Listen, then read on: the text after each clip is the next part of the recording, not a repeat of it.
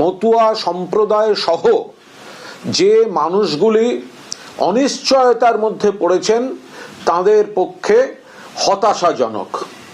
অর্থাৎ প্রধানমন্ত্রী নরেন্দ্র মোদীর ভাষণ দিশাহীন, দায়িত্বজ্ঞানহীন, বঙ্গ বিরোধী এবং বিশেষভাবে এসআইআর জনিত কারণে মতুয়া সম্প্রদায় সহ যারা অথই জলে পড়েছেন, অনিশ্চয়তার মধ্যে পড়েছেন, তাদের পক্ষে চূড়ান্ত হতাশাজনক।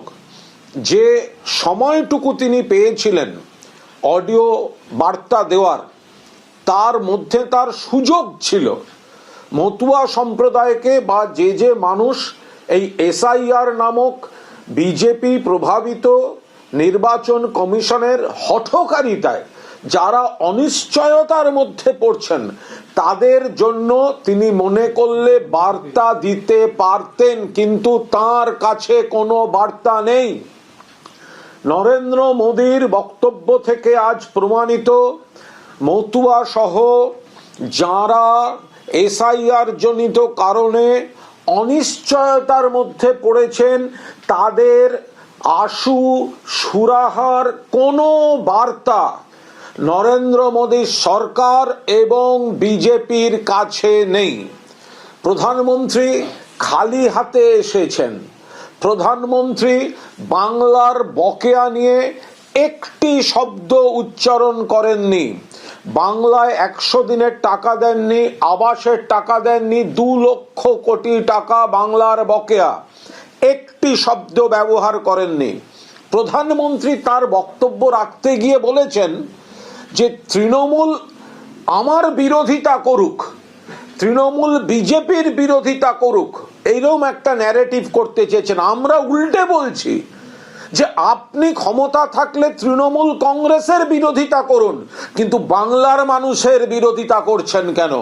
বাংলার গরিব মানুষকে কাজ করিয়ে টাকা দেননি, বাংলার মানুষকে আবাসের বাড়ি দেননি, বাংলার বকে আপনি তৃণমূল কংগ্রেসের বিরোধিতা করুন, গণতান্ত্রিক পরিসরে রাজনৈতিক বিরোধিতা করুন, কিন্তু সেটা করতে না পেরে আপনারা বাংলার মানুষকে আপনারা ভাতে মারছেন, অসম্মান করছেন, বাংলা ভাষাকে অসম্মান করছেন, বাংলা যারা বলছে তাদের অন্য রাজ্যে তাদের উপর নিপীড়ন চালাচ্ছেন, বাংলা দেশে পাঠিয়ে দিচ্ছেন বাংলাদেশি বলে। এই বিষয়ে নরেন্দ্র মোদী আজ মূল যে সমস্যাগুলো তিনি এড়িয়ে গিয়েছেন, তিনি সম্পূর্ণভাবে এড়িয়ে গিয়েছেন। তিনি বলেছেন কাটমানি কমিশন। নরেন্দ্র মোদী আপনার রাজ্যে একের পর এক ব্রিজ ভাঙছে, আপনার রাজ্যে যখন মন্ত্রীর ছেলে অ্যারেস্ট হচ্ছে 100 দিনের কাজের কেলেঙ্কারিতে, উত্তরপ্রদেশে যোগী রাজ্যে সেখানে ভুয়ো জব কার্ডে সব থেকে ওপরে নাম থাকে হচ্ছে উত্তরপ্রদেশের।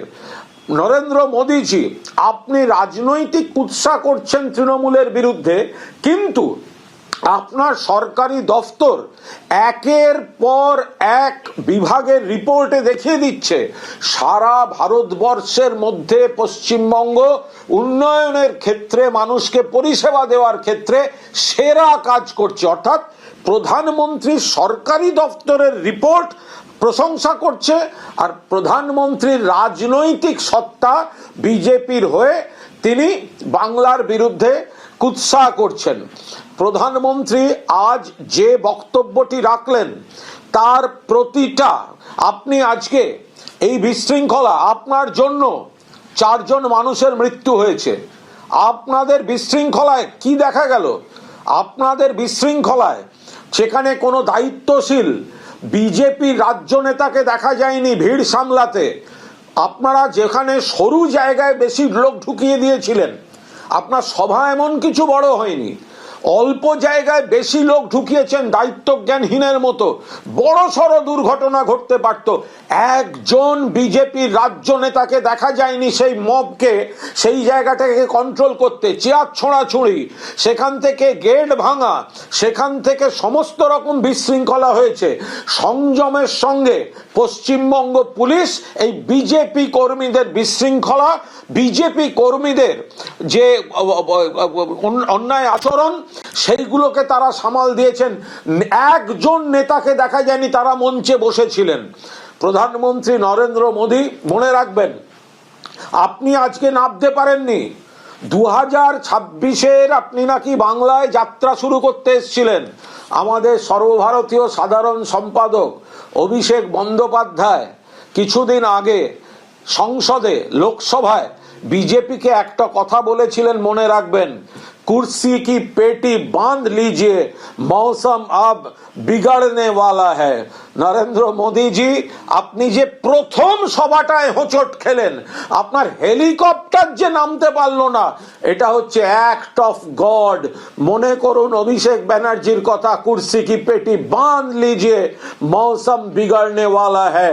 ये बंगाल में भाजपा के लिए मौसम बिगड़ चुका है। কারণ বাংলার বকেয়া টাকা নিয়ে একটা শব্দ নেই, আজকে একটা শব্দ নেই। বাংলা ভাষাকে অপমান করেছেন, একটা শব্দ নেই। বাংলা ভাষী পরিযায়ীদের হেনস্থা করেছেন, একটা শব্দ নেই। বাংলা ভাষী বলে বাংলাদেশে পাঠিয়ে দিয়েছেন। যে সরকারি কর্মসূচি ছিল রাস্তা সম্প্রসারণ এবং রাস্তা 4 লেন করার, যার জন্য কলকাতা থেকে শিলিগুড়ির যে যাত্রাপথ আরও সংক্ষেপিত হবে, আরও বেশি মসৃণ হবে, সেই নিয়ে প্রধানমন্ত্রী কি বলেছেন আপনাদের সামনে রাখলাম। পাশাপাশি আজকে প্রধানমন্ত্রী সরাসরি নিশানা করেছেন তৃণমূল কংগ্রেসকে, উন্নয়নে বাধা দিচ্ছে এই রাজ্যের শাসক দল, এই রাজ্যের সরকার, অভিযোগ করেছেন তিনি।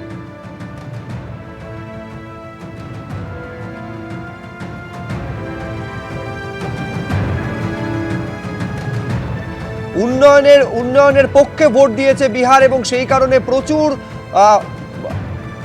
ভোট পেয়ে আবারও ক্ষমতায় এসেছে এনডিএ। একই সঙ্গে এই কথা তিনি প্রধানমন্ত্রী বলছেন যে গঙ্গা বিহার হয়ে বাংলায় প্রবেশ করে, বিহারে উন্নয়নের পক্ষে মানুষ ভোট দিয়েছেন, এই কথা বলছেন প্রধানমন্ত্রী নরেন্দ্র মোদী।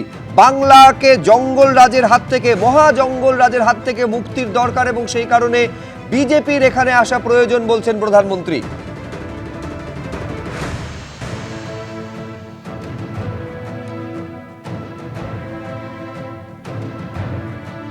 पिछले महीने ही बिहार ने विकास के लिए फिर से एनडीए सरकार को प्रचंड जनादेश दिया है।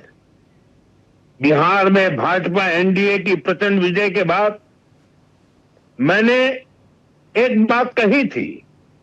मैंने कहा था, गंगा जी बिहार से बहते हुए ही बंगाल तक पहुंचती है।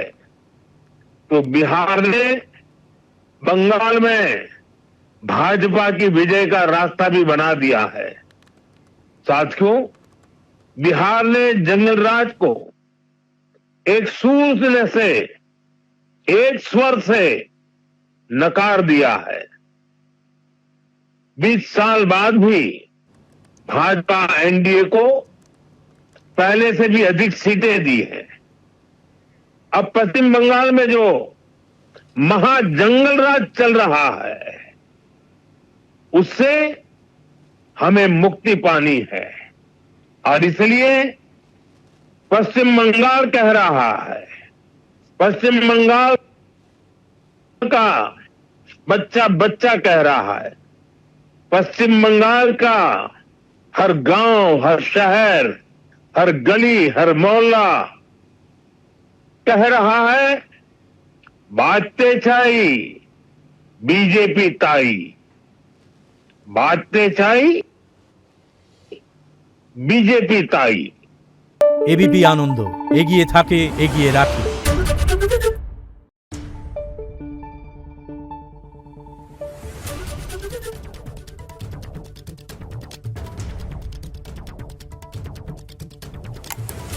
Thank you.